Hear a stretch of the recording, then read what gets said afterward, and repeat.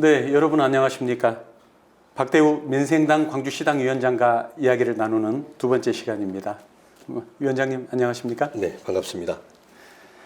네, 최근에 연일 시민들의 관심을 받고 있습니다. 우리 민생당 박대우 위원장께서 진행하시는 1인 정책 투어. 자, 광주 지하철 2호선 개통. 광주 시민이 열렬히 바라고 있죠. 기대가 컸습니다만은 아무래도 그 조기 완공이 불투명해질 것 같습니다.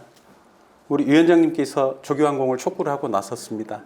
모든 게 중요하지 않다. 지하철 조기 개통이 중요하다라고 말씀을 하셨는데요. 그 부분에서 가지고 계신 큰 틀을 한번 들어보고 싶습니다. 네, 사실 행정이라고 하는 게 거미줄처럼 정과 행으로 엮여 있는 거 아니겠습니까?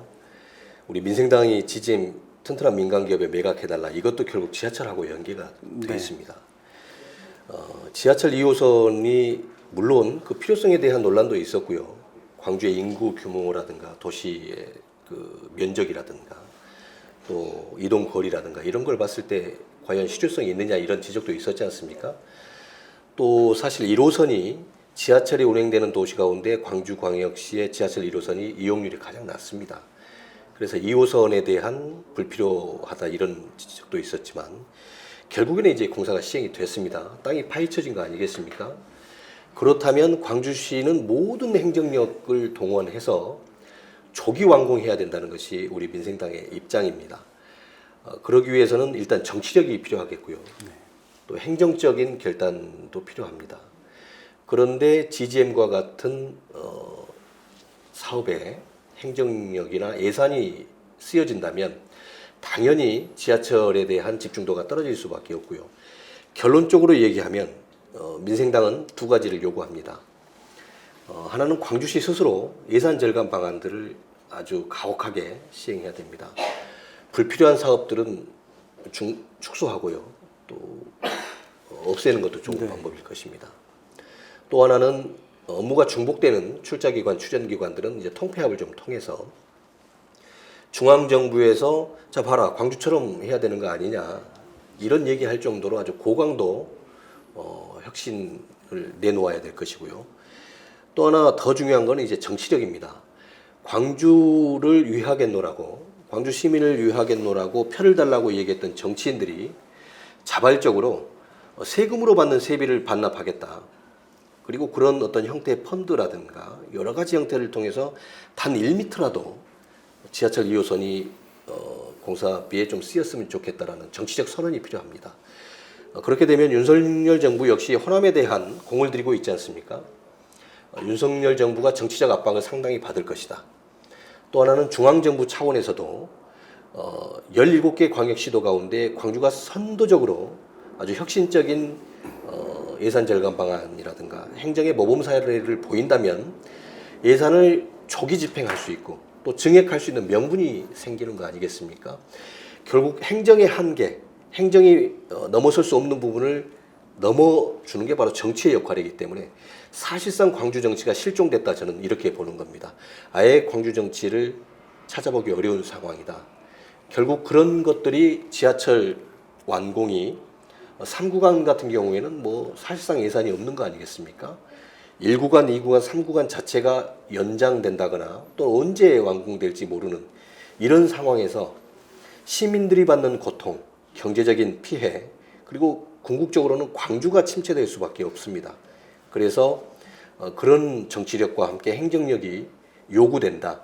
이거는 10년, 20년 있다가 발휘될 수 있는 게 아니고 아주 시급한 사안이기 때문에 민생당이 지금 거리로 나서는 것입니다. 시민들의 불편을 당장 눈앞에서 초래하고 있는 지하철 2호선 개통 자체가 늦어지고 있다는 것도 사실은 아이러니하게 저희가 지난 민선 8기 광주시장 선거 경선 과정에서 알게 됐거든요.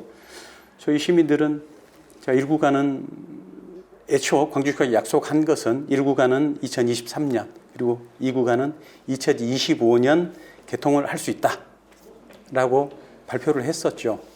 그리고 다시 선거 과정에서 이야기가 조정이 된 것이 1구간은 2025년. 네, 계속 늘어지고 있죠. 네.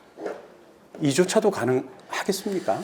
저는 물론 어느 시점에 준공은 될 겁니다. 땅을 파헤쳐 놓았기 때문에 중앙정부로서도 상당히 부담스러운 것이고요.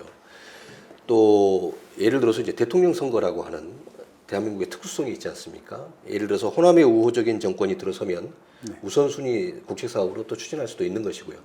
여러 가지 변수가 있습니다. 다만 정치라고 하는 게 어떤 가능성만을 보고 하는 게 아니고요. 그러기에는 시민들의 피해가 너무 크지 않습니까? 그렇습니다. 네, 그래서 확실한 팩트를 체크한다고 하면 굉장히 비관적이다.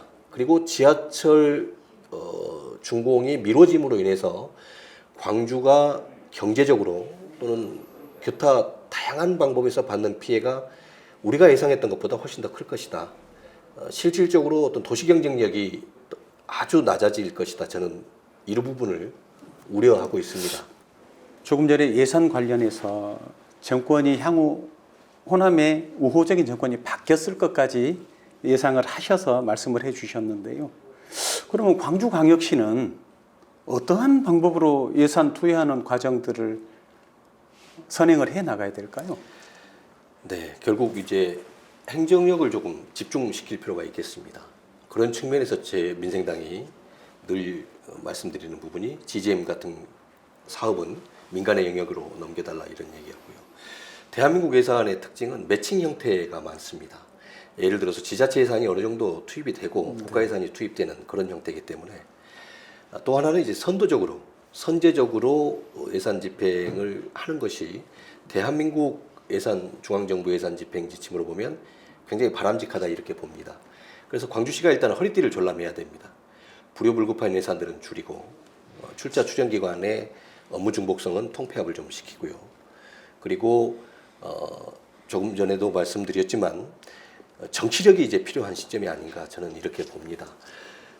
광주가 낙후된 어떤 경제 환경을 가져올 수밖에 없었던 것은 중앙 정치에 예속돼 있었거든요. 그래서 영남의 후보를 호남에서 압도적으로 밀어서 예산과 또 일자리를 좀 만들어내자 이런 정책 아니었겠습니까? 한계가 있다는 것이죠. 정권이 바뀌게 되면 이제 상대적으로 핍박을 받는다, 차별을 받는다 이런 얘기들이 나오지 않겠습니까? 그래서 광주만의 정책 우월성을 확보하지 않으면 정권이 우호적인 정권이 들어서면 사업이 추진되고 또 그 반대의 경우가 생기면 사업이 중지되거나 또 연기된다면 그 피해는 고스란히 광주와 광주 시민들에게 돌아오는 것입니다. 행정은 예측 가능해야 되지 않겠습니까?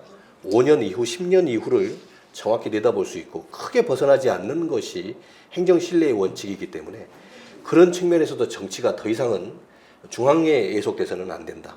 이제 광주만의 정치력이 필요할 때가 됐다. 민생당은 이렇게 봅니다. 그러면 궁금한 게 있는데요.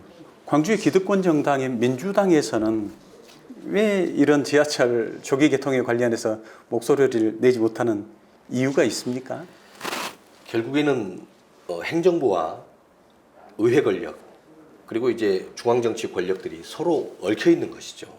일당 독점 구조가 그래서 유연한 겁니다. 일당 독점 구조를 갖고 있는 지역과 국가는 전례를 찾아봐도 앞으로 나아가지를 못합니다.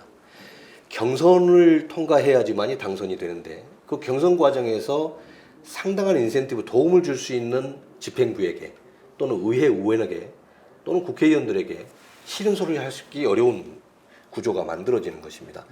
광주의 가장 근본적인 문제는 바로 거기에서 시작을 합니다. 그래서 옳지 않다는 생각을 갖고 있고 또 다른 방향으로 가야 된다고 생각을 할지라도 결국에는 본인의 정치 생명을 위해서는 반대 목소리를 내기 어려운 것이 30년 동안 이어지다 보니까 이제는 무기력함이 생긴 거죠.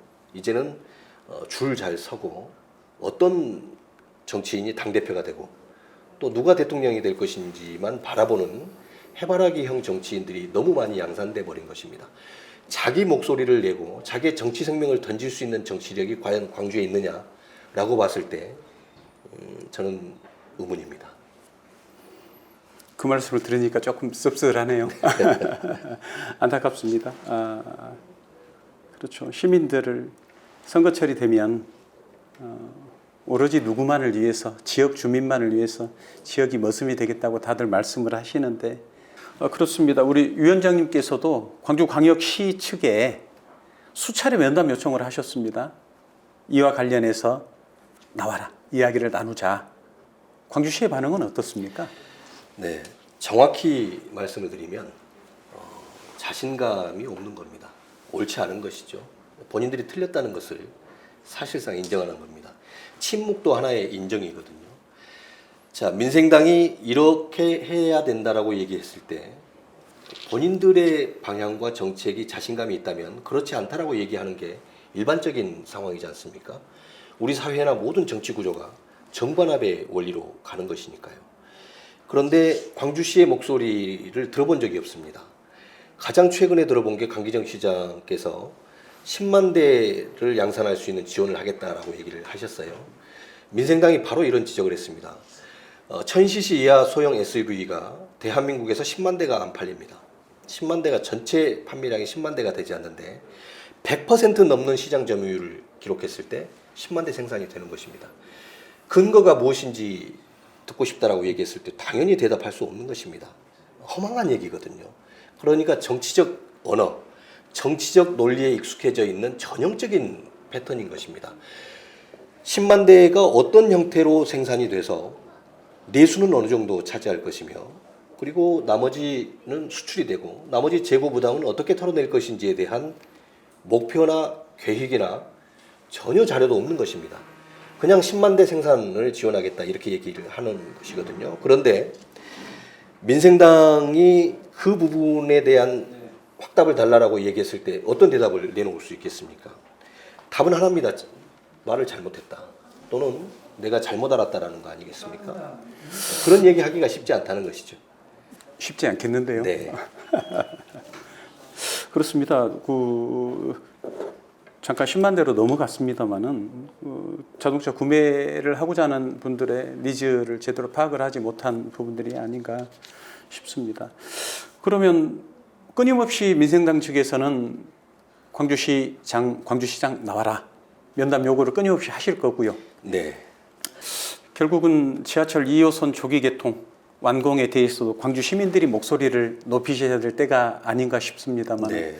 우리 박대우 위원장께서 광주 시민들을 향해서 한 말씀 부탁드리겠습니다. 네. 시민 여러분, 이제 정치가 스스로의 자정 능력이라든가 또 방향성을 잃어버리는 것 같습니다. 결국 광주시의 주인은 시민입니다. 행정도 시민의 것이고 정치도 시민의 것입니다. 4년이라는 기간 동안 광주 시민께서 잠시 맡겨놓은 거 아니겠습니까? 그러면 이제 주인으로서의 어떤 역할과 권리를 주장하셔야 될 때가 아닌가 싶습니다.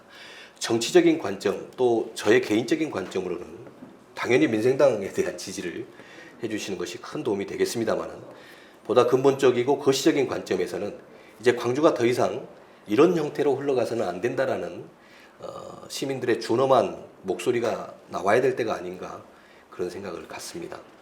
네, 위원장님 오늘 말씀 잘 들었습니다.